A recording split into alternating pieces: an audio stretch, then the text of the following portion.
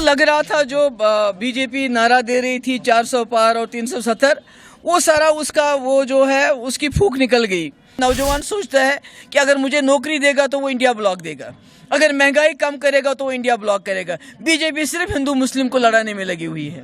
BJP वाले कभी मंगलसूत्र की बात करते हैं, कभी कहते हैं कि कांग्रेस सब कुछ ले जाके मुसलमानों को देगी, मतलब एक कम्युनल माहौल बनाया जा रहा है। जो लग रहा था जो बीजेपी नारा दे रही थी 400 पार और 370, वो सारा उसका वो जो है उसकी फूंक निकल गई।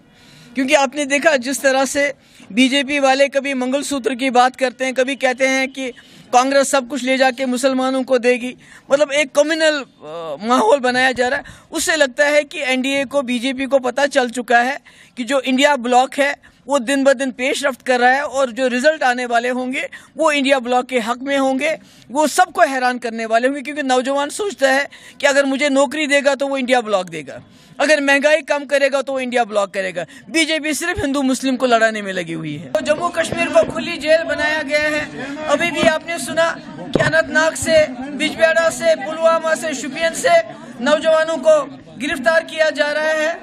तो उनकी बात कौन करेगा, कौन करता है? जो जम्मू कश्मीर के इस वक्त मसले मसाइल है उनकी बात पार्लियामेंट में कौन करेगा?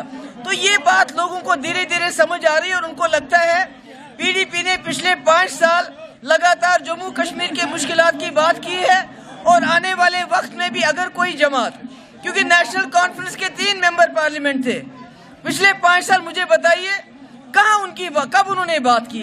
अगर बात की पार्लियामेंट के बाहर तो हमने की, अगर मसला उठाया तो हमने उठाया। इसलिए लोगों को ये एहसास हो रहा है कि पीडीपी ही उनके मसले मसाइल की बात कर सकती है।